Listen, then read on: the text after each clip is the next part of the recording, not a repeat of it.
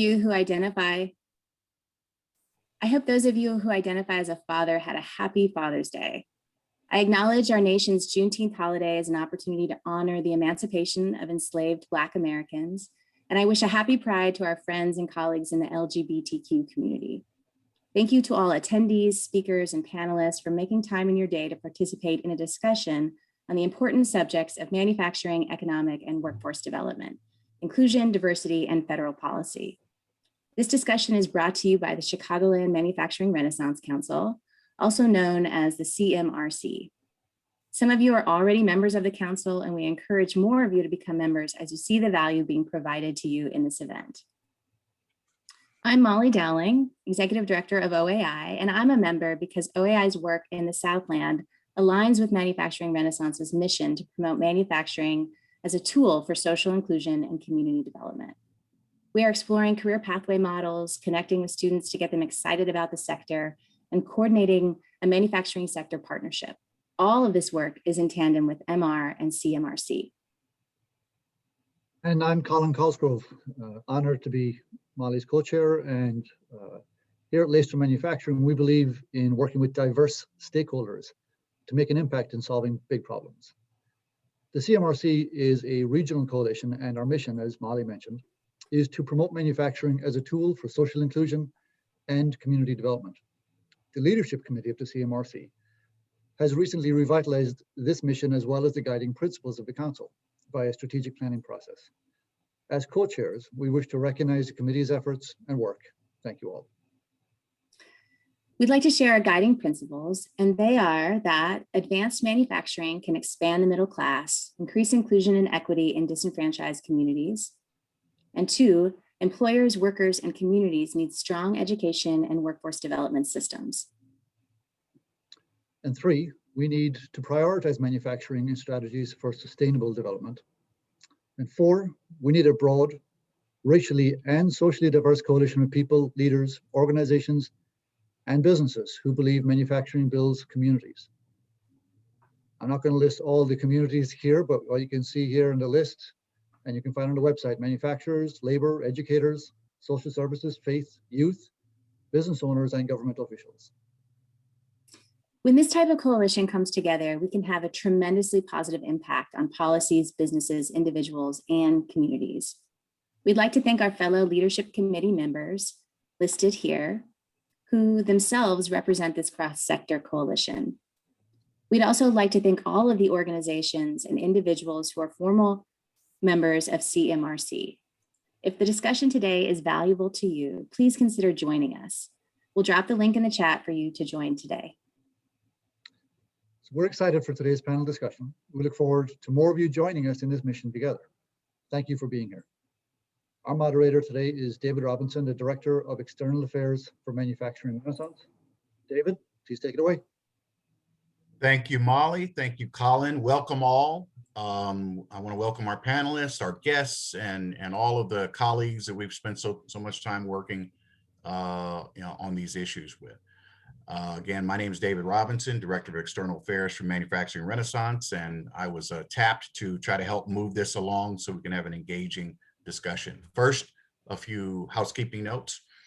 If you didn't notice, came on late, we are recording the event, and I imagine we will make parts of it available afterwards, after we get through with our discussion.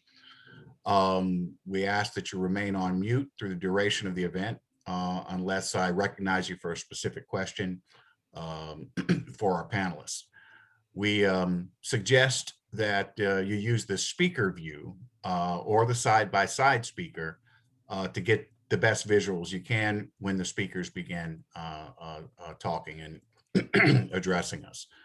The chat is now host only. Once we actually get into the program, we will not have the chat available for all to see. The chat will, any questions you have will go directly to me and or our production team, including Erica and Chris. So those are our basic housekeeping notes. We'll have a fascinating series of opening remarks from our panelists. Then we'll get into Q&A, and I'll talk about that in a moment. I do want, though, to provide a little context before we get into the heart of the event. This is a really amazing moment, I think, in our time. One of my professors, Professor Robert Rhodes, used to say we're entering an axial moment, and I believe we are actually in that now. Under the Biden-Harris administration, there's a new strategic opportunity to reverse the decline of manufacturing as a percentage of GDP, expand manufacturing as a vehicle for development, dramatically expand the participation of women, people of color, and all those in the BIPOC communities that have been disproportionately impacted by the loss of manufacturing over the last several decades. We also hope to expand manufacturing as a vehicle for addressing climate change and the related environmental crisis. We refer all of these combined issues into something called Inclusion and Industry 4.0, which is borrowed from the model that the Europeans use, parts of Europe use, called Industry 4.0. But inclusivity and addressing inequality is a major foundation for much of our work. So we added inclusion. We have an opportunity today to hear the latest thinking from leaders who are advocating at the national level. They've been working with the White House. They've been working in Congress and at regional levels to include concrete language and policies that would create conditions for a manufacturing renaissance in this country. It's about time. And we want to talk to our panelists today, learn everything we can, and engage them as to how the activities on the Hill that are currently underway and the work that we're all doing in our various, with our various efforts, how we can work together to actually make this axial age come to pass. So without further ado, let me introduce our esteemed panel of speakers, each of whom I'm grateful to say I've had the opportunity to work with over the years. And this is a wonderful moment to get the 5 of them together for this discussion. We'll begin with Andrew Stetner. Andrew is a senior fellow at the Century Foundation. His career as a nonprofit leader spans 20 years of experience modernizing workforce protections and social insurance programs at every level, including community organizing, research, policy, and program development. He's published dozens of policy reports and has been frequently cited in media outlets across the country. And he is leading many of our efforts to push forward and have the specific inclusive language in the bills that are working their way through Congress. Thank you, Andy. My friend and former boss and mentor in many ways, Reverend Timothy Wright. Reverend Wright is a lawyer and an ordained minister in the United Church of Christ. He is currently completing his doctorate in ministry, focusing on faith-based economic development. He was selected as Commissioner of Economic Development under Mayor Harold Washington, was President Bill Clinton's first director of domestic policy, and was responsible for the creation of Clinton's Empowerment Zone policy, which is used to great effect in many communities today. Thank you, Reverend Dr. Wright. And the inimitable, and it seems like Congressman Davis doesn't sleep, he's everywhere. Pleased to introduce Representative Danny Davis. Danny Davis was chosen by the people of the 7th Congressional District of Illinois as their representative in Congress on November 5th, 1996, sorry. He's been reelected by large majorities to succeeding Congresses. In the 117th Congress, Representative Davis has been reappointed to the Committee on Ways and Means and is the chairman of the Worker and Family Support Subcommittee. Davis also serves on the Oversight and Reform Committee. Congressman Davis is a member of several congressional caucuses, including the Congressional Black Caucus, and I want to give them a hand for pushing forward and helping pass the bill that made Juneteenth a federal holiday. Congratulations. He's a member of the Progressive Caucus and co-chair of the Congressional Caucus on Reentry and several others. And as we know, Congressman Davis has distinguished himself as a compelling voice for his constituents, an effective legislator able to move major bills to passage, and a champion for democracy, civil rights, healthcare, education, and youth. And another of our amazing colleagues and leaders, Representative Jan Schakowsky, who has taken up the mantle and is really advancing much of the language that we'll be discussing today on the Hill. Representative Schakowsky was elected to represent Illinois' 9th Congressional District in 1998 after serving for 8 years in the Illinois State Assembly. She's in her 12th term. Schakowsky serves in the House Democratic leadership as a senior chief deputy whip. She is a member of the House Democratic Steering and Policy Committee, House Budget Committee, and serves on the House Energy and Commerce Committee, where she is chair of the Consumer Protection and Commerce Subcommittee. And she is a member of the Environment and Oversight and Investigations Subcommittees. And in 2010, Speaker Pelosi appointed Schakowsky to serve on President Obama's 18-member National Commission on Fiscal Responsibility and Reform. In Congress, Schakowsky focuses on healthcare and senior issues. She was a leader in passing the historic Patient Protection and Affordable Care Act to provide healthcare coverage to all Americans. Schakowsky is a champion for creating jobs and restoring a vibrant middle class. And finally, no less amazing and accomplished is Steve Rauschenberger. Steve Rauschenberger was born and raised in Elgin, Illinois, and resides there with his wife, Betty. He's a graduate of College of William and Mary, and Steve is a former home furnishing retailer, a former Illinois state senator, and is currently finishing up a 7-year stint as president of the Technology and Manufacturing Association, also known as TMA. Welcome, each of you. Thank you so much for joining us. And we are going to now engage in the rest of the event. So let me lay down a few rules for us here so that you know what to expect. So the first 30 minutes or so, each of our panelists will provide around 5 minutes of remarks, beginning with Andy, followed by Tim Wright, then Congressman Davis, Congresswoman Schakowsky, and then finally Steve Rauschenberger. At the end of their remarks, we're going to have a special question that one of our manufacturers is going to ask the panel, after which we will then open up the discussion to the public, and I'll be picking certain questions that seem most intriguing and relevant, and we will take questions from our audience. So without further ado, I would like now to introduce our first speaker, Mr. Andrew Stettner.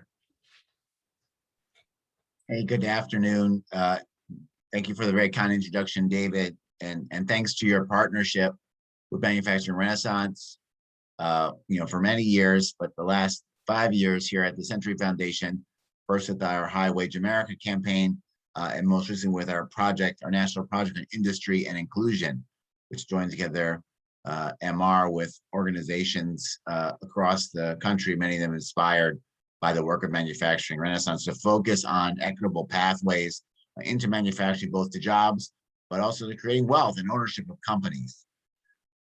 We started this campaign with a series of events across the Midwest several years ago.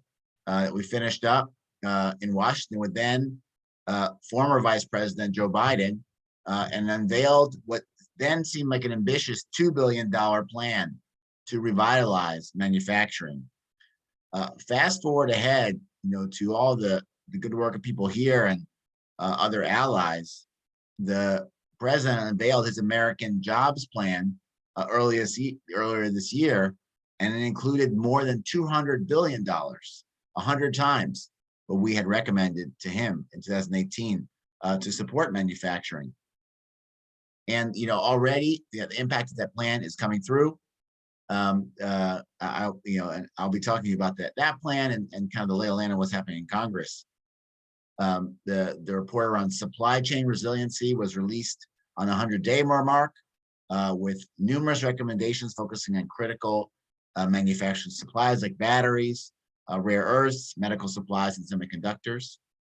But the real focus of this plan will be through the legislative vehicle, a major increase in investment in innovation, especially as it relates to products related to alternative energy, a huge increase, $100 billion in workforce development, with key focuses on historically Black colleges and universities as part of that. And alongside 200 centers of excellence at HBCUs and other minority serving institutions to focus on innovation and making that a more inclusive process. And kind of critically for this group, several areas focused not just in the technology and that aspect of manufacturing, but really on job creation in local communities. The president's plan envisions a community revitalization fund of $20 billion, focusing on manufacturing communities, like Chicago and Detroit and others. But many of the details, are left to Congress, when you have a bold plan, like this one. The U.S. Innovation and Competition Act is where that's kind of unfolded so far in Congress. It has passed the Senate. It focuses, and you can tell from that title, a lot on the technology, especially when it comes to applied research, and is the vehicle for multiple manufacturing proposals of interest you will hear. You see Dave Belay on the screen, and it includes a quadrupling of the Manufacturing Extension Partnership, an additional $2.4 billion for Manufacturing USA Institutes. This is the new Obama administration plan to focus on applied research, including Chicago's MXD Institute, and establishes greater worker voice within these programs. Most relevant to this group, the Senate spin is a $10 billion fund for what they're calling regional technology hubs. And now the idea that would take all this innovation and applied research and make sure that it creates regional economic development and jobs. Now, while this has passed the Senate, we don't think it goes far enough on issues related to industry and inclusion and community and labor voice, and even as the president intended. So that's what we've been working with, what we hope will include it in the final package with Representative Schakowsky, Representative Davis, who've been great allies with us, the idea for a new national manufacturing reinvestment corporation that would not only develop a strategy for manufacturing, the center's inclusion and industrial revitalization, but would seed a series of local manufacturing renaissance councils that will be given federal dollars as a source of seed capital to help retain and grow businesses, and also to foster a pipeline, educational pipeline, starting in K-12 through community college and community workforce programs to make sure that we meet the incredible workforce needs of the manufacturing sector and do that in a more inclusive manner. This idea of this reinvestment corporation is modeled largely on the NeighborWorks Corporation, which helped to redevelop a lot of our housing stock in the 70s and 80s. An independent, federally chartered corporation that would have agency representatives, but also labor, civil rights, and environmental leaders as part of that National Manufacturing Renaissance Corporation that we should believe should be the one that would take that $20 billion proposed, by the president and reinvest it in communities, both economically distressed and racially diverse communities that have been impacted by deindustrialization, and that should be the forefront at the revitalization of manufacturing. So I just want to say that it's a very exciting, period for manufacturing advocates who are working in Washington in Manufacturing Renaissance Partnership. It's been wonderful to see it, kind of come forward and really kind of push forward some of these ideas around centering inclusion in these investments. And I'm looking very much forward to the discussion and working with you all in the critical period. We believe that this is likely to move before the end of the summer. So it's a very critical period to finalize these manufacturing proposals. Thanks so much, David. Thank you so much, Andy. A lot in there. We'll try to unpack some of that as we move along. Let me now introduce the esteemed Reverend Timothy Wright. Reverend Wright. Thank you very much, David. Definitely appreciate being on a panel such as this and also addressing these important issues in regard to industrialization, reindustrialization, and the new industrialization in a clean and smart way. I come to this, I guess, from a ways back I started off back in 1985, I think it was, as maybe it was 86, as the Commissioner of Economic Development for the city of Chicago. And under essentially under Mayor Washington and under the policies that Mayor Washington created. And so I saw a period of time where there was a focus on how do we create jobs in communities. And those communities were not just white communities, they were Black and brown communities, because we found that when we invested and worked in those communities, they turned into green communities. And that was important for us. And so I began working with Dan Swinney and the forerunner to manufacturing Renaissance way back in the day. We worked on early warning systems. And in my department of economic development, we focus on how do we get into the community and figure out what's happening with our manufacturing base. We looked at retention of manufacturing as being key to the city and to the progress of the city. We created, back during the time when Mike Milken and the rest of them were doing all these LBOs, we decided that we would create a MLBO, a minority leverage buyout operation, where we would look at companies that were in danger based on a lack of succession. And we would find minority and women who had worked in those organizations and who knew how to operate the business. And we went about creating the funding for them to acquire. And we call it the MLBO, Minority Leverage Buyout Operation. We looked at how to retain US Steel by doing a steel study. We knew that the industry we were losing jobs within the industry. And the whole notion of the Rust Belt phenomenon was catching up and impacting cities like Chicago. But we also knew if we focused attention and resources on that, we could figure out how to save some of those manufacturing jobs, how to create new manufacturing jobs. Even if the blast furnaces were no longer with us, the electric furnaces and the Bob furnaces, and how we began to integrate within that. And so we put the effort to do so. But one of the things that we saw is that when Mayor Washington died in 1987, we saw a change in focus in how the city began to spend its money. Instead of supporting the development of manufacturing jobs in communities, it moved another way. Therefore, we understood the importance of the political process in trying to bring about the kind of thing that we needed out in the communities with economic development. Unfortunately, it never corrected itself. And I left and ultimately went with Bill Clinton, becoming the first director of domestic policy. We tried to then recreate that through the empowerment zone, created an opportunity with federal incentives and local community participating in trying to figure out how it is that we could restart that or reinvigorate that economy. But it didn't work after Bill Clinton left office. And so therefore politics reigned supreme to some extent.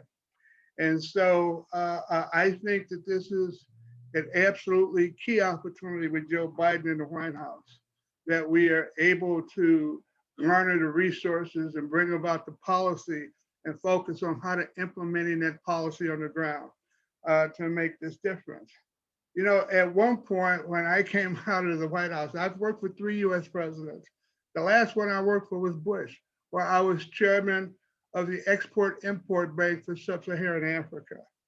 And then even in Africa, the notion of manufacturing and the notion of entrepreneur, the notion of business creation is key to the success of many of those countries. And just like it's key to the success of our communities, and I mean in the urban communities in America. I decided that given the political situation, that I needed to make a movement toward the ecumenical situation. I ended up going and getting a master's in divinity and a doctorate in prophetic ministry and neighborhood community development. So the question is, can we work with these churches to help bring about and support the kind of work that we're discussing in this forum today? And I thought that that was absolutely key. So what we're doing, and I'm working in Gary, and Gary has to be the poster child for the reindustrialization or the potential reindustrialization. The economists call it a hyper ghetto, a space that emerges when a labor force is no longer needed and there only remains a negative economic function of a storage of surplus population, which is devoid of market utility. We have to turn that around, and we got to turn it around on the ground. And so that's the discussion that I'm engaged in as we figure out how to move this country forward. And thank you much for the time. Thank you so much, Reverend Wright. And while I'm thinking of it, I want to give a shout out to the members of Ministers for Manufacturing who are on the call, including our chairman, Anthony Haynes. Our next guest is world famous, and I'm fortunate enough we've traveled together in various parts of the globe, trying to bring the gospel of inclusion, equity, and change.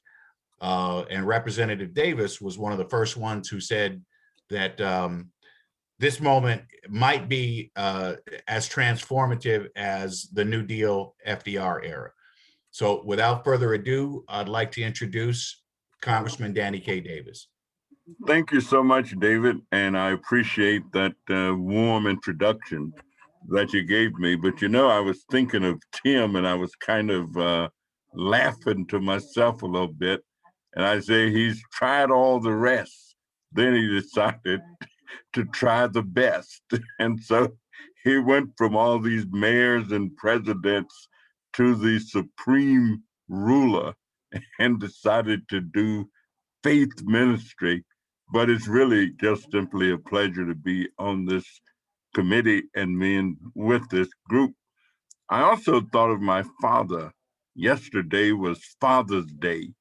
And I remember one year my father decided that he wanted to take his mule and put him in the Kentucky Derby. Being a little boy, I followed along with him. And he got there and asked the gentleman, says, "This is where you register for the Derby." The gentleman said, "Well, yeah, but what can I do for you?" And my father said, "Well, you know, I think I want to register my mule." And the guy says, "Please, mister, don't accuse me of being prejudiced, anything like that." Said, "But this is a race for thoroughbreds, and we generally don't take mules. And even if we did, don't you know he couldn't possibly win?" My daddy said, "Yeah, I know he'd have a hard time winning, but I just wanted him to know what it felt like to be in such good company." And so I feel that way this afternoon, being in the company of all these outstanding individuals who have done so much for the promotion of humanity as we make public policy decisions. I represent, of course, an area, the industrial corridor that makes up much of my congressional district, used to be a mecca for manufacturing. Every entity that you could think of was here: Hot Point, Motorola, General Electric, Sears Roebuck and Company, Alden's, everybody, they were here. And of course, changes came and things changed. But I am so excited right now, excited with the leadership in Washington, D.C., excited about the president and vice president of the United States of America and the work that is being done in both the House and the Senate.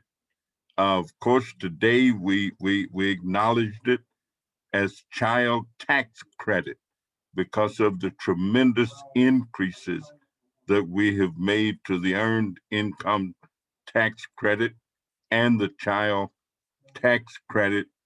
And we're looking seriously at ways to make greater use of manufacturing and to bring manufacturing back. I also serve on the Trade Committee in Ways and Means. And much of what we do in terms of business and economic development relates to trade and recognizing that things aren't quite what they used to be, but they're innovative approaches, they're creative approaches. There is the whole question of mixing a green economy and making greater use of the technological advances that we are dealing with.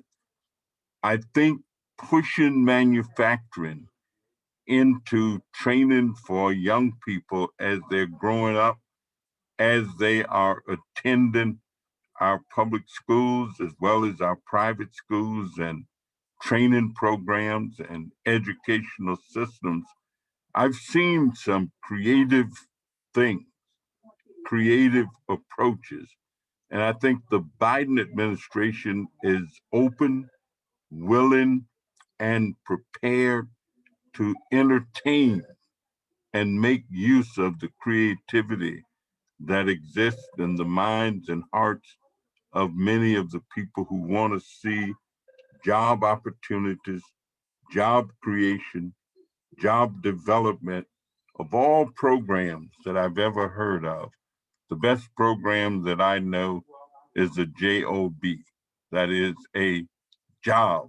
And so if we put emphasis on manufacturing, on creating opportunity and creating a workforce to meet the challenges of our time, I think that America becomes the America that has never been, and yet the America that we know it can be.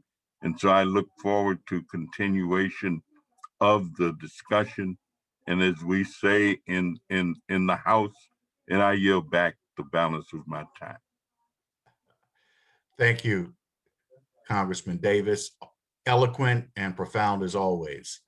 And I'm very pleased to announce our next speaker, who, when we approached her with respect to trying to advance this legislation, Congresswoman Schakowsky jumped all over it and has been leading it with grace and the kind of power she can wield. And we're so grateful that she has joined this process with us. So without further ado, Congresswoman Jan Schakowsky.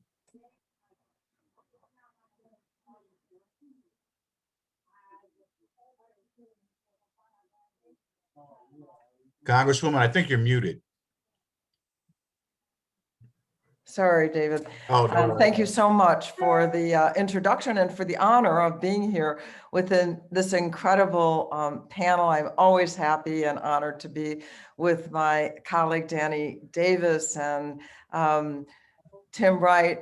And I wanted to join. Tim mentioned Dan Swinney. I go back a number of years with Dan too, and the Chicago Manufacturing Renaissance Council, which is still at work, coming up with great ideas. And it's an honor to work with all of you on manufacturing. I also want to, of course, give a shout out to President Biden, who has made manufacturing and reshoring manufacturing here in the United States a priority. And Andy did a great job in talking about many of the elements that are in that legislation that we'll be marking up pretty soon. So manufacturing, we all know, these are great jobs that we're talking about and a great boon for the middle class. Right now, there are nearly 12 million manufacturing employees in the United States, and the average compensation is $65,000 a year and up from there. So these are building the middle class. But the erosion in manufacturing has been extraordinary.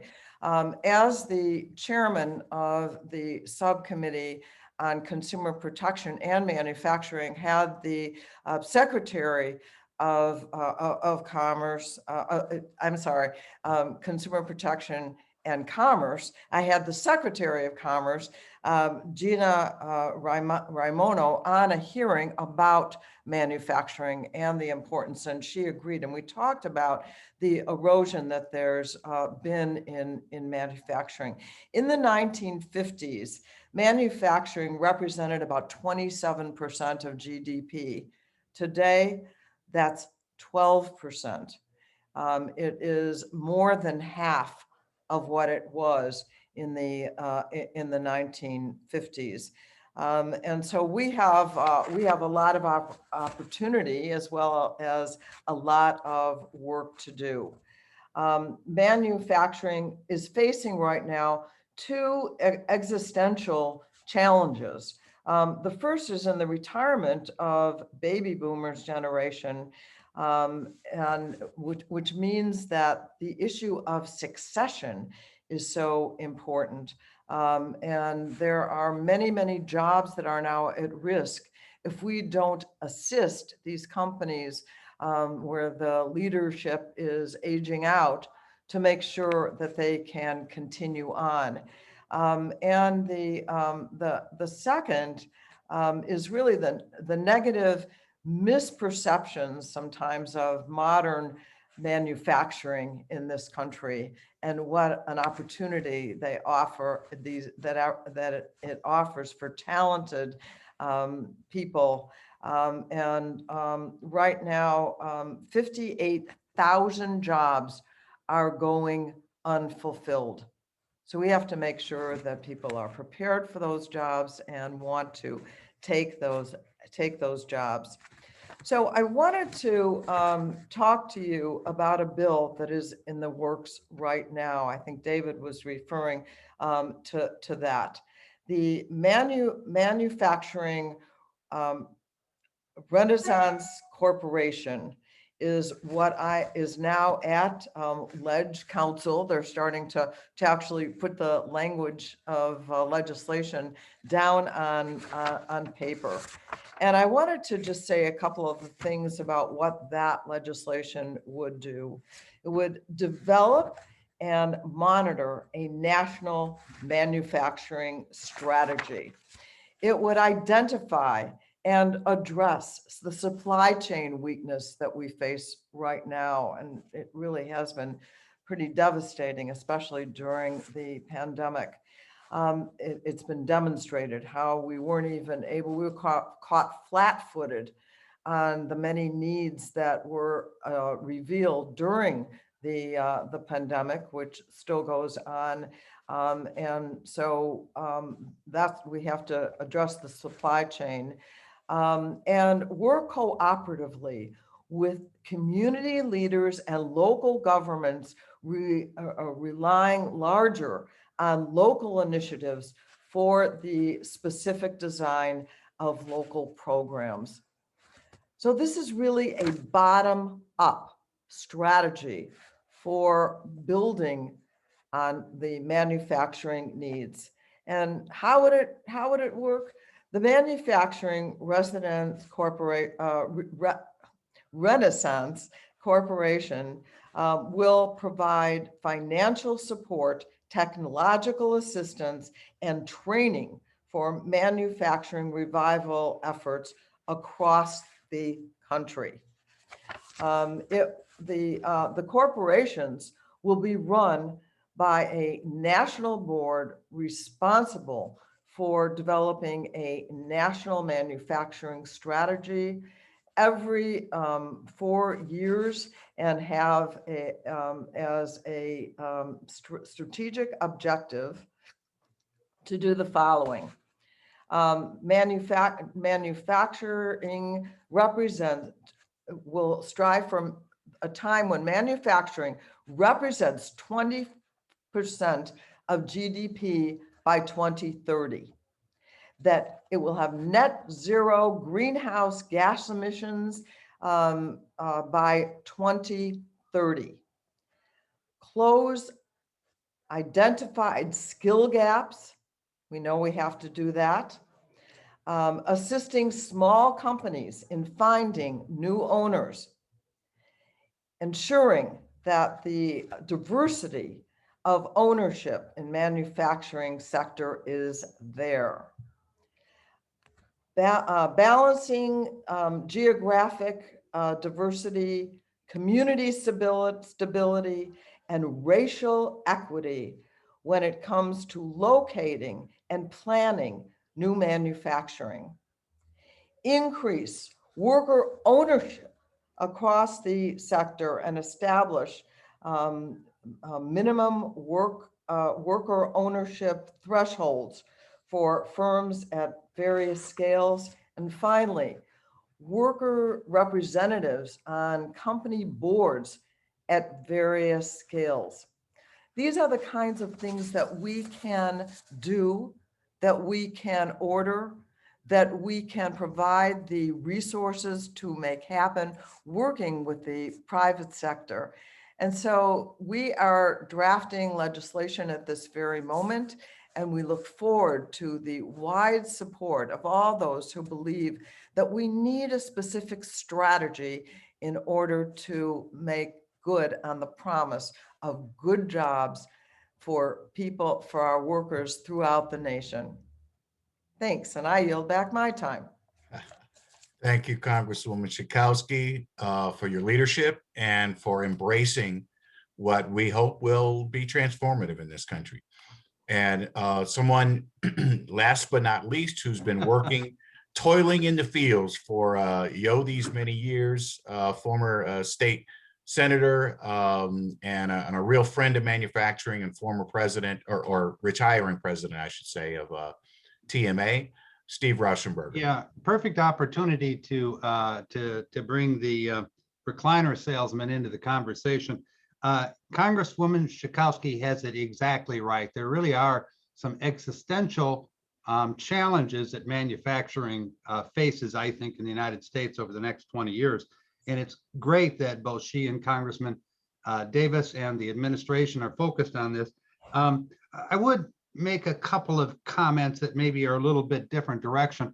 I think there's a danger, particularly at the local level, of getting involved in boiling the ocean.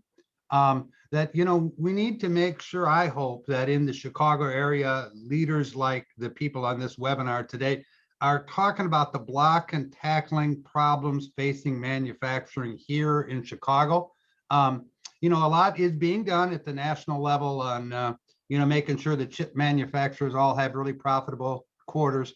But in the long run, 75% of the employment in the Chicago metropolitan area in manufacturing are in companies of less than 200 employees. Probably half of that is in companies less than 75 employees. The supply chain is very robust in the Chicago metropolitan area, but it's not driven by the Caterpillars or by the Fords or by the John Deeres. In fact, those are the guys that do a lot of their supply chain work overseas. So, you know, I hope that we have the opportunity under the leadership of President Biden to really focus listening at the local level and talk about what the barriers are here in the Chicago area, not just, I mean, and still have other smart people work on a national plan. I'm not saying the national planning is not important, but, you know, I've been around the public policy arena since the late 80s. And, you know, we kind of sort of continue to not always hold our institutions accountable in the Chicago Metro. And I think if we're going to succeed in kind of reversing the trend in Chicago and making manufacturing stronger and more diverse and broaden its ownership, we really have to talk to those people that control a lot of the levers and ask them to be more responsive to what our goals are. And by this, you know, not to call any institutions out, but, you know, we need to ask the Chicago Public Schools to be a lot more realistic about what they're doing in industrial education. You know, not just for manufacturing. There's a shortage of HVAC. There's a shortage of electricians. There's going to be there's a looming shortage of plumbers. You know, we're not going to be able to import that work from China. So, you know, making sure that the leadership of the CTU and the Chicago Public Schools listens to, you know, the employer community and the workforce community, I think is really important. I think we also need to ask the city colleges and the suburban community colleges to be a lot more responsive. You can't take the kind of training we need for manufacturing or for HVAC or electrical work and fit it into Monday, Wednesday, and Friday, 9 a.m. classes, the way they do their academic scheduling. There's an awful lot of resources being held by suburban K-12 and Chicago K-12 and by our city colleges and our community colleges that are so underutilized. It's embarrassing to see that the dust pile up on the equipment that they're not using to train because they really don't understand the workforce challenges. And, you know, as long as they still have access to federal grants and foundation money, they're not going to change. So I think holding the local authorities accountable is really important. And I'd broaden that real quickly to the city of Chicago and Cook County. TMA's membership 50 years ago was over 50% inside the city of Chicago and another 40% was in Cook County. Today, that membership is over 70% in the collar counties and moving west and into Wisconsin and into Indiana. We have inadvertently taxed and regulated our small and medium-sized manufacturers and distributors and other people out of the city of Chicago and in some cases out of the inner suburbs. And we need to have a conversation about whether those policies can be modified, can be discussed or talked through. If we want to bring the jobs back to where the unemployment is, which I think is a wonderful goal and a great idea, we really have to talk about why there isn't manufacturing on the west side of Chicago anymore and why there isn't manufacturing on the south side of Chicago anymore. There can be again, but it's not code words and it's not national panels we need. It's real honest discussions, you know, about what the tax policy looks like, what the regulatory policy looks like, and what kind of commitments local government would give to kind of restarting those employers in the, you know, I dream of taking an area on the west side or south side of Chicago, half the size of Bensonville, and let's make the next largest industrial park in America. Let's put solar in, let's figure out all of the things that small manufacturers need, and then let's recruit the jobs back where the unemployment is. You know, and then also kind of sort of lean on Caterpillar and Ford and the other OEMs to move their supply chain to the extent they can and give opportunity to people in the Chicago metropolitan area. So I really, really appreciate the work that Danny Davis and Congresswoman Schakowsky is doing and the work that Andrew is doing and all the work that Timothy has done over the years. But I just would make hopefully that we all stay a little bit focused on, there's a ton of resources already in place. It's not always allocated, in my opinion, in a way that's in the best interest of equity and of job opportunity and what our real needs are. There's too many of our institutions that are responsive to the people that work in them, but not so much to the people they're responsible for dealing with. So anyway, that's the skunk at the picnics wrap up to hopefully stimulate a lot of questions or a lot of corrections. Thank you so much, Steve. I want to take a moment also and give you a chance to quickly describe TMA so that those who may not be familiar with it, they understand why what the context is and why you speak so clearly about these issues. TMA is an association of about 600 small to medium-sized manufacturers, mostly manufacturers under 200 employees. We have a few that are over 200. It's almost all in Cook, the Collars, Winnebago, LaSalle, you know, so the metropolitan area in general. We represent probably 20% of the supply chain manufacturers in the Chicago area. So it's, if you take the math, it's about 170,000 employees are in small to medium-sized manufacturers throughout the rim of Chicago. It's our best opportunity to grow. So our association kind of supports those manufacturers, and we try to get those other 80% that aren't in to join. Excellent. Let me thank all of the panelists for some really profound perspectives on all of these issues. And I think it really worked well that we went from sort of the broad policy discussion at the very top of this, and President Rauschenberger brought it right down kind of to the core of some of the issues that many of the people on the call, certainly our manufacturing colleagues, are really concerned about. So there's a lot on the table, and I want to ask everyone that's joined us, please now begin to ask any questions you may have of the panelists. Type those into the chat. I will not be able to call on you per se, so I'm going to need you to actually put them into the chat box to us.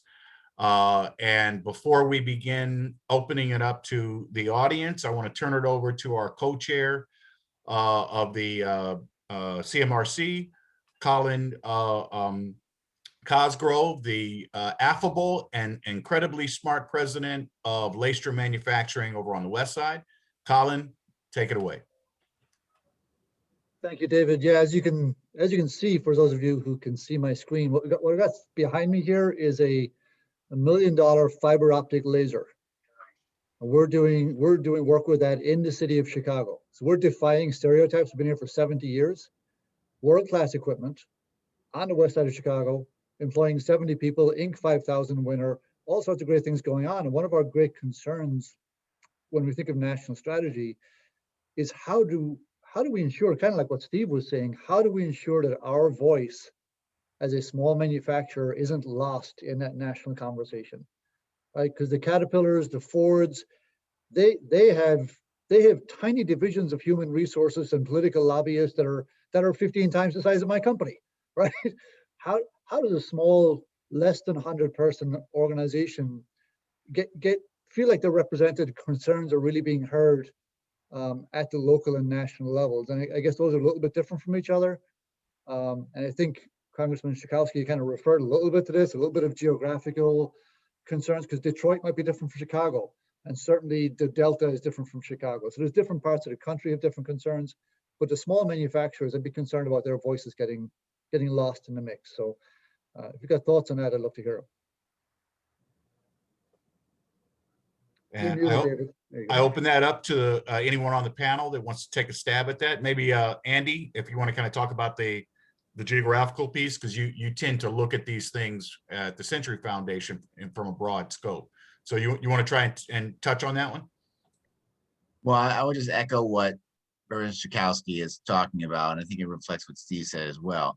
We need to really focusing on that this manufacturing strategy cannot be just, top down, and thinking about, these, big technologies and how to, develop them. We really like to be focusing on the ecosystems and where manufacturing jobs are created, which is in regional economies.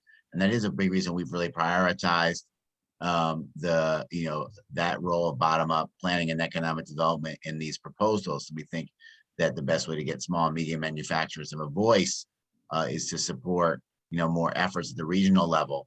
That and including the increase in manufacturing extension partnership, which is already, focused on, all 50 states in its approach. But we've absolutely been calling, we've been raising that every meeting we've had with the White House. And then we need to focus on small, medium manufacturers. We need to focus on the ecosystem approach. And I would tell you that, the folks at the White House do hear that, understand that, and I think, it's incumbent on us to keep, bringing them proposals that we think will work for that, because that is what they want to do, in terms of what they're doing. And they know that's the priority. Thanks, Andy. I agree. If I could, I totally agree with everything Andrew said, and what Mr. Cosgrove also pointed out, that in designing this legislation, we want to make sure that communities have a say. And that's why there's going to be these councils around the country that are going to be making decisions that are appropriate locally. But I also want to say something to, where did he go? To our other panelist, that Rauschenberger, there you are. I wanted to just say, it's all fine and dandy to blame the schools for not doing more. And I'm sure they could do better. And I'm sure that the community colleges and the city colleges should do better. But I think the way they do better is when they are in a real partnership with the business community. And that means helping to plan the educational curriculum, making sure that people that get the education get hired.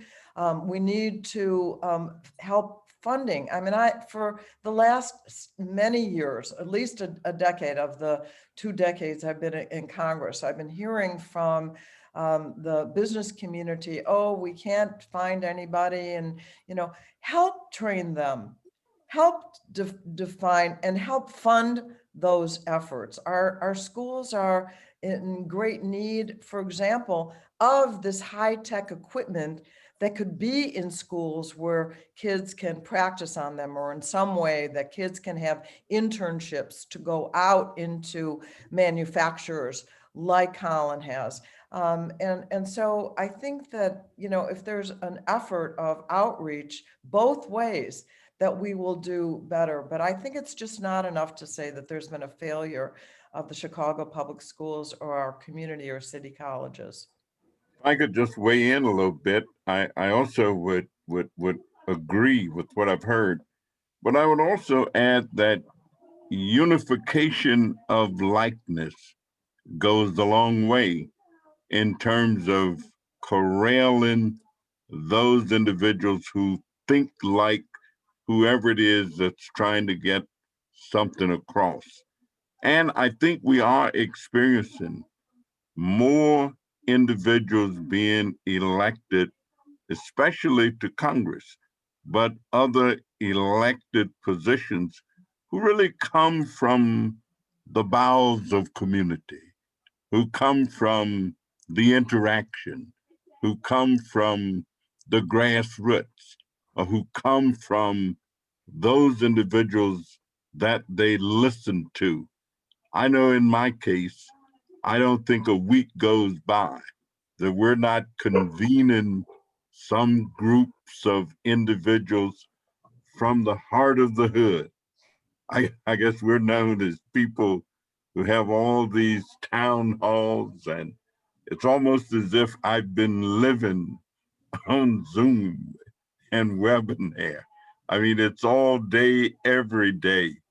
I think Saturday I did eight events of individuals, just all the way from Peoria, Illinois, back down to, of course, the west side of the city of Chicago. And so I think connecting these elements and these links generates, and I agree that there are disadvantages in terms of the big guys and the resources they've got and all of that. But the little folks are coming. The community groups are organizing and increasing their voices, and there are people in places like Congress who is listening more and more and more to them. So thank you very much, and that's just my little addition to that. My comments, particularly to Colin and to Steve, is that those are right on. I understand. I remember when I was Commissioner of Economic Development, City of Chicago, we never tried to bring in a large manufacturer, large business. That was somebody else's job. What we had to deal with is how do we service the mom and pop operations? When I say mom and pop, I'm talking about $75, $100 million, $200 million in annual revenues, small businesses, if you will. And so our focus was on how do we create those, because we knew that the most jobs in the city of Chicago came out of small manufacturers, not out of the big companies. That's where they came from. So when we would do infrastructure, we would try to do the curbs and the sidewalks of these neighborhood businesses.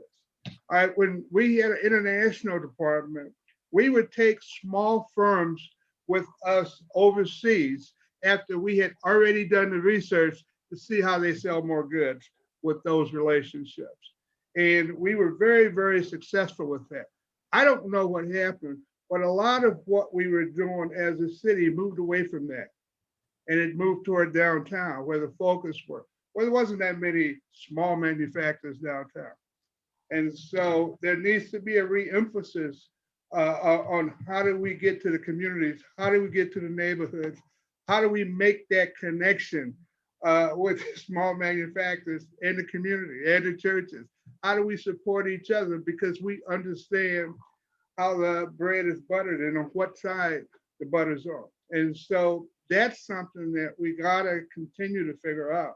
And I don't know if that leadership comes from City Hall or it comes from the White House, but it needs to come from the community too.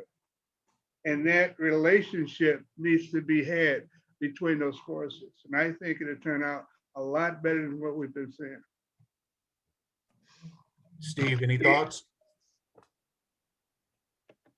So starting to get a few good questions. Thank you so much for addressing that. It's an important question and one that certainly our membership and many of our colleagues are always concerned about. I have a concern. I do a lot of work in the community, a lot of political work, media work.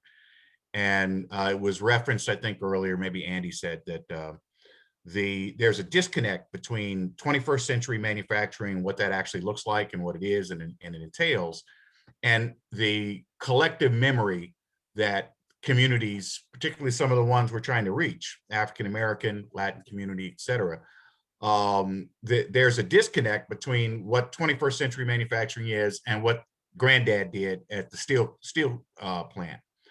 So one of my questions, and I think I'm going to initially direct this to you, Congresswoman Schakowsky, is, are there provisions in the language that will support an information and an outreach kind of process similar to anti-litter campaign, where we sort of re-educate the public about the value of manufacturing, that it isn't just sort of a, you know, that the dumb, dark and dirty job that your granddad did, but it is a tremendous core for our economy and a jobs engine, and in addition can actually help solve climate.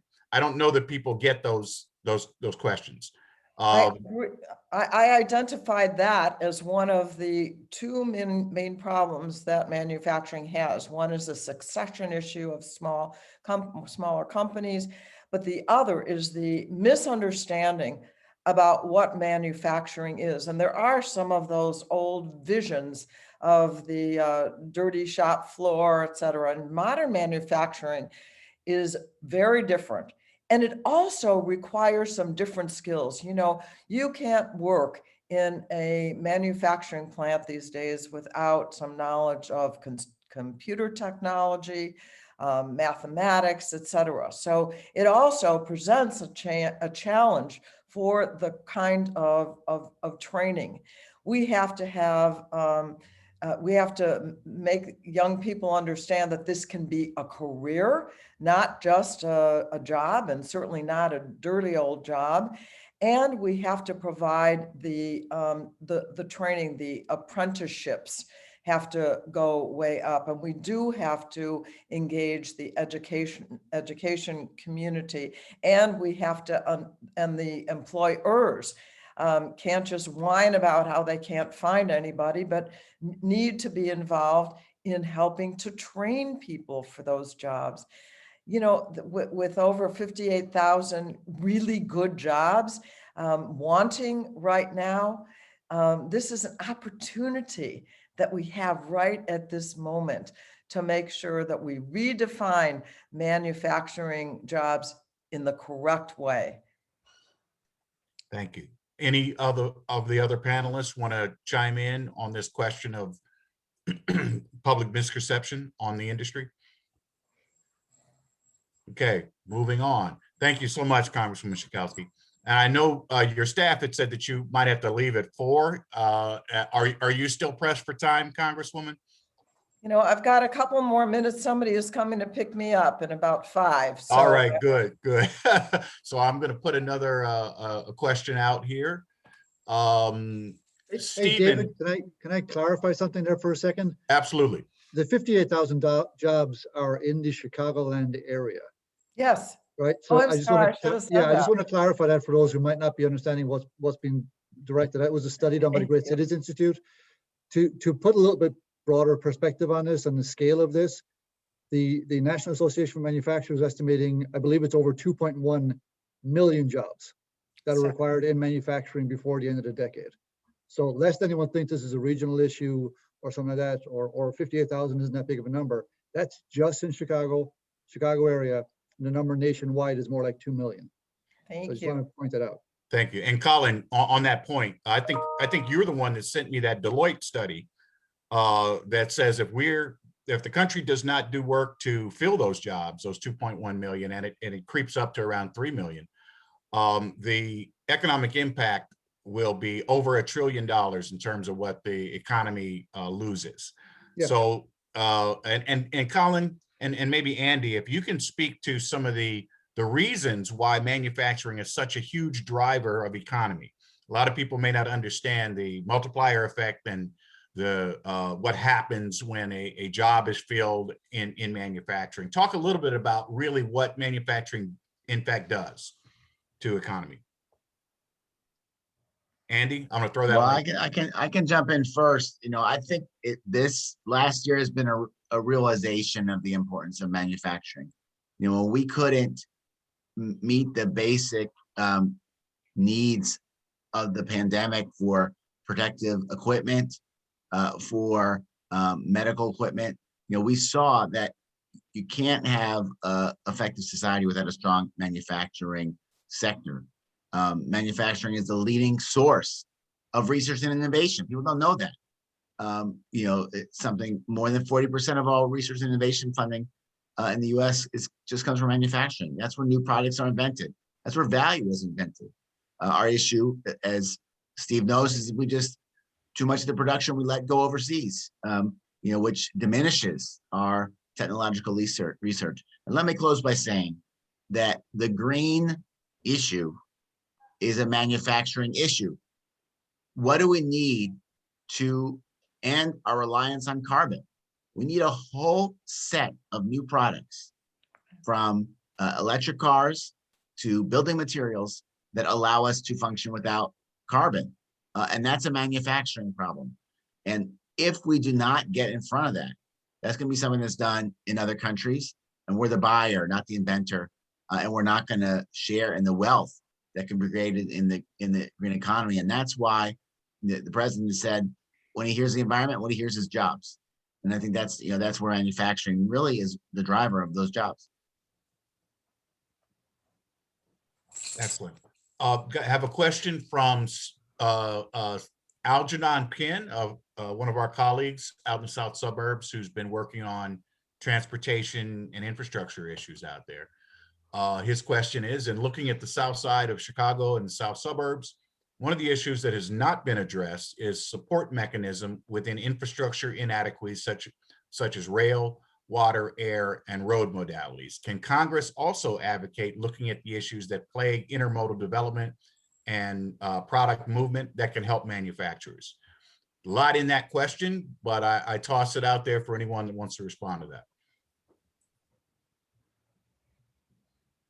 Well, there's a major effort to get high-speed rail. You know, the United States is so far behind the rest of the world, really, the developed world, in high speed. So I know that there's a big initiative that has just been launched for a commitment to more high-speed rail. But in addition, of course, there's the importance of just the everyday transportation systems that are really often struggling. And I think there's going to be in our legislation on surface transportation, there will be a good deal of money that will help there. And we know that the Biden administration is pushing the broadest, most comprehensive set of activities that can be thought of in terms of infrastructure development, redevelopment, and repair. We are running into difficulty with the other group or the other side, who seemingly want a more scaled down infrastructure plan. And I'm hoping that Democrats, that is the people that I'm a part of, will continue to go big and bold and say, let's do it now while we have the opportunity, while we've got all three groups working together the House, the Senate, and the presidency. Let's take advantage of it. Excellent. So got a question here from Clint. How can we create better alignment between manufacturers, workforce training providers, and innovation experts? It's a good question. Any thoughts on that? Steve, you kind of touched on some of that. Would you want to take a stab at that one? Read the question again real quick. How do we create alignment among? Unmute here. How can we create better alignment between manufacturers, workforce training providers, and innovation experts, which I would say innovation entities? I think that's easier than people realize. TMA sponsors, I think it's about 25 high school manufacturing councils where we've got our manufacturers that are members of TMA and ones that aren't, that meet quarterly with the high school people that do the curriculum and do the industrial arts. If there was more collaboration and there was more, if education, particularly community colleges, saw more of their outcomes measured by how well they produced people for HVAC work and electric work and for apprentice programs, they would be more responsive. It really is just a conversation issue because it's missing each other's goals. You know, the high schools, in my opinion, are too focused. They've been focused by the public policy people on high school graduation as the single most important thing. Whatever you do, get that graduation certificate, and secondarily, get them off to some kind of college, community college, or four-year university. If we could help moderate the goals of the workforce training providers so they understood what outcomes were necessary, I think you'd have better alignment. The expertise already exists out there. It's just it's not meeting each other. Like I say, we have a lot of success with these 25 high schools that are interested in the discourse, but you know, in the Chicago metropolitan area, there's probably 175 high schools. So, you know, we're scratching the edge, but it's about getting people in a room and talking through what each other's goals are and helping them find, and that's the kind of work that, you know, Renaissance might be instrumental in, because what everybody, when they come in the room, people come in, they're a little defensive. I don't want to criticize you. You don't want to criticize me. If we could have an honest broker who could help everybody kind of understand their responsibilities and what needs to change for us to be successful, you know, that might be, you know, a wonderful future role for Renaissance. David, if I could, I think that having an elected school board for the city of Chicago is going to help, as long as we don't be too limited in terms of the size of whatever that group becomes. Because I find that when there are more voices, there's more to be heard, there is more to be projected, and adding some additional voices to the opportunity, I think is going to increase the Board of Education in Chicago's outlook relative to curriculum development and what is being offered, what is being pursued, and what is being realized. So I think we're going to get some help with the elected school board for the city of Chicago. Excellent. I'm going to suggest, and maybe Congressman Davis, Congresswoman Schakowsky, that we can maybe discuss having a summit with state legislators as well, because as this money flows from the federal coffers into the localities, there needs to be an education at every level. And I've been doing some work downstate now to begin to kind of bring people on board with this, the work that we're doing. But if we're not speaking to each other, then none of these ideas are going to reach the local level. So perhaps we can talk later about convening something just on this part of this process. Right. I'm in. Excellent. My part is starting to wind down. I'm gonna try to get one more question in here. This one's interesting because under Dan Swinney's leadership, he's tried many times to develop industrial parks that really kind of magnify and showcase the opportunities that a manufacturing can do for struggling communities. A couple of times we tried to do a West Side Industrial Park initiative, looked really promising, but politics, things happened, didn't come together. So Stephen here suggests that what if we, rather than try to do those massive projects, took swaths of the West Side or South Side and did a footprint, and he calls it artisan, but these would be, I think, just more dedicated urban manufacturing development projects on the South and West Side. So the way I understand that to be is that we do these sort of mini parks around innovation and industrial development. Can anyone speak to that concept? Is that viable, or what do you guys think of that? Rather than the massive industrial kind of mega projects, smaller artisan style projects that might then invite innovators and smaller entities to address some of these issues. Does that make sense? Everybody get that one? Yeah, can I turn the tables here? I see Dan Swinney is here. Yes. And is he able to speak or no? Is he? We don't encourage it, but I suppose he can, yeah. Okay. I wondered if he could, having had so much experience with making this happen, that maybe, can you unmute yourself, Dan? I don't know. Yeah, Dan, if you just unmute, can you address that whole thing around the development process? Yeah, well, I think, we've been involved in, I think we should focus on large scale development. I think that's where the possibility lies. And so far, large scale development has gone to warehouses and to, right now the Brock Candy site, which is 33 acres, is a parking lot for containers. So we have, my view is we should be, on this particular issue, we should continue to go for large scale projects. We just need the recognition by developers and by the city and by the county and the state that it's possible. That's where we get the biggest bang for the buck, and we shouldn't settle for less. So I think a lot of times the idea of going for smaller boutique projects means we're settling for less, as opposed to being a springboard for something bigger. There's no reason why we can't go for something bigger at this stage.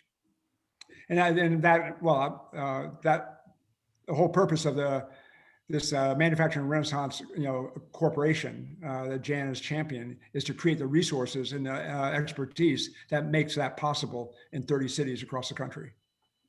So Dan, it looks like we're right on the point that I was going to turn this over to you anyway. So thank you, everyone. Sorry, we're getting really tight on our time. I'm not able to take any additional questions, but why don't we allow Dan, who's the founder, former executive director of Manufacturing Renaissance, and really thought leader in this space for a long time. I'm going to turn it over to you, Dan. Well, thanks so much. I mean, it's first of all, I want to thank all of you, all the participants in this call on engaging in such an important discussion. And particularly, I want to thank the Representative Danny Davis, Representative Jan Schakowsky, Steve Rauschenberger, Tim and Andy, and all the rest of you in your participation in this project, because we really are talking about building an industrial policy from the ground up. We're speaking, we're now we have the possibility of shaping national legislation and a national focus on a project that really began in Chicago. And so I think all of you on this call have contributed to that. I mean, first of all, on some of the key points is, first of all, we clearly need to rebuild manufacturing. As Jan mentioned, manufacturing is now 12% of our GDP. In the 60s, it was 25%, 27%. Today, 12% is the same percentage of manufacturing for the GDP that's in the West Bank of Palestine, in Ghana. And that percentage is declining. So we need to make a statement as a city, as a state, and as a federal government that we need to reverse this trend for all the reasons that we talked about. And by the way, our competitors like Germany, 25% of their GDP is focused on manufacturing. Spain, 25% of their GDP is focused on manufacturing. So we need to turn this tide around, we turn this ship around and start, securing, having bigger ambitions. And if we don't, we'll be marginalized on a global scale. Second of all, and as well, the big theme for this discussion has been, we have to rebuild manufacturing, but as President Biden has said, we need to build it better. You know, if right now there's a lot of discussion about manufacturing, you know, which is refreshing. You know, 35 years ago when manufacturing renaissance started, everybody had dismissed manufacturing as a dead sector. Now that's changed. But we need to understand, particularly the people in this room, is that if manufacturing expands under the current industrial policy, manufacturing will increase income inequality and will increase the contamination of the planet. In other words, we're at a point where, and that doesn't need to happen. And so what we've advanced is, yes, we promote manufacturing, we promote Industry 4.0. We support the embrace of all the new technologies of robotics, of artificial intelligence, but we have to have an equal commitment, and really an equal commitment of scale to include, have inclusion, to make sure that manufacturing is a tide that lifts all boats, that addresses issues of the climate, you know, it leads an issue of the climate crisis. So that we build broad, not only do we build a broad manufacturing sector, but we build broad public support for manufacturing. And that means turning the tide and embracing an industrial policy like inclusion in Industry 4.0. You know, and for us, this is, I mean, actually with the election of President Biden, but more importantly, his signaling of taking bold approaches to big problems encouraged us to take action.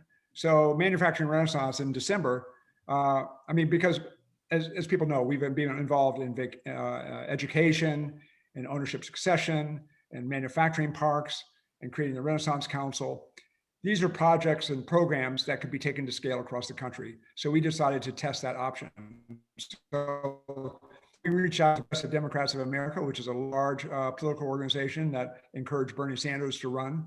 We reached out to Democracy Collaborative, to Democracy Partners, and to the Century Foundation, and said, let's see how we can begin to influence and provide options for the Biden administration and for Congress. I mean by Congress, we mean both Democrats and Republicans and independents.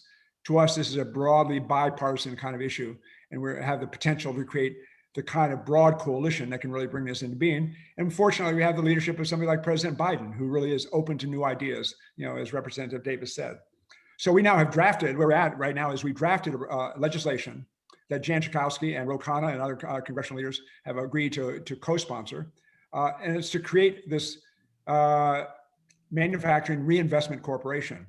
And as Jan said, currently our proposal is in front of the Legislative Council, but we hope, and that's the council that vets every kind of proposal to make sure it's legal, to make sure all the T's are crossed and the I's are dotted. And once we get back that recommendation, which we hope will be in the next 2 weeks, within the next 2 weeks, we'll be able to introduce a bill. And what's important about the bill is it really does bring into law building a manufacturing policy from the bottom up, and involving, you know, grassroots organizations, small manufacturers, the environmental movement, community-based organizations from around the country, and helping to shape a manufacturing policy, an industrial policy in partnership with the private sector. And as was mentioned before, that we have We'll be supporting systems. We'll be supporting employee ownership, supporting the acquisition of manufacturing companies by Black and Latino entrepreneurs who virtually have been excluded from that process. And as was mentioned in this discussion, we'll be talking about providing serious support for school systems that want to have manufacturing programs, not just in post-secondary education, but in preschools, in kindergartens, in elementary schools, and middle schools, and in high schools, to begin to build a generation of young people who begin to who are excited about innovation and production and society's development. And what we're doing with this program is offering, we're taking it to scale. Our budget with our program is $20 billion. And that can go a long way in helping build the kinds of programs that Steve Rauschenberger was talking about and the other programs that the city and cities across the country need support for and encouragement in. So what I want to encourage everybody is there will be, you'll have the opportunity, we want your endorsement. We want to build this mass movement in support of a manufacturing renaissance across this country, starting in city by city and county by county and state by state. So we encourage you to endorse this movement and you'll have the opportunity. There'll be a link in the chat room for how you can do that, and to join the Renaissance Council and continuing this, rich, complicated, but important discussion. So thank you.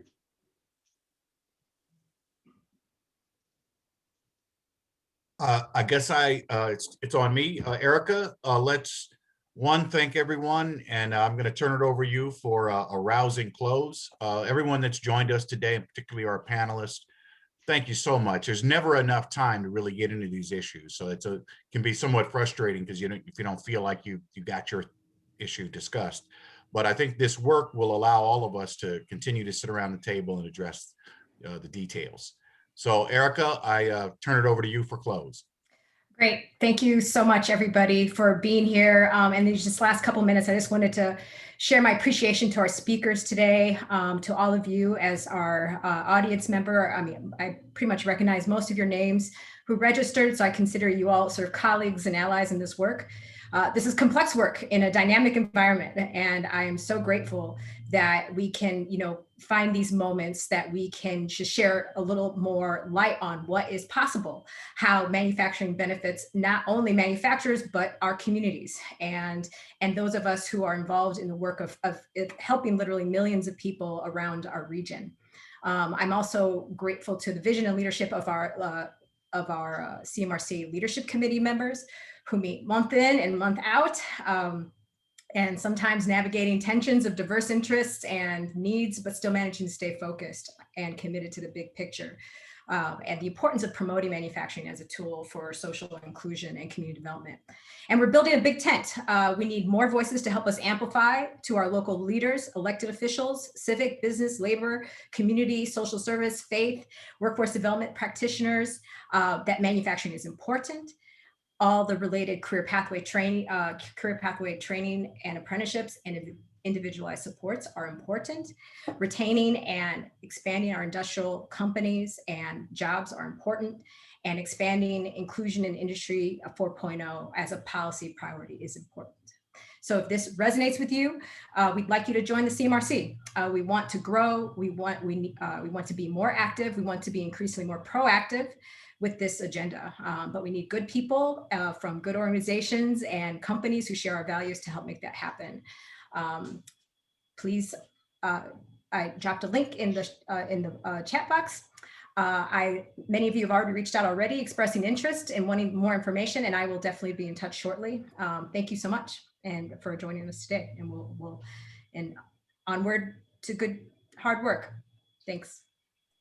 Great. All right. 1 minute over. Well done, everyone. I'll be in touch, Congresswoman Schakowsky, Congressman Davis. Let's circle the wagons on this educational and training pipeline issue, because I think that's really part of where the rubber meets the road here. And with your leadership and just reach, we can really start to address that. So I didn't want to steal Erica's closing thunder, but I wanted to make sure I said that. Thank you, everyone. We'll see you soon. Bye. Thank you all very much. It's been a pleasure.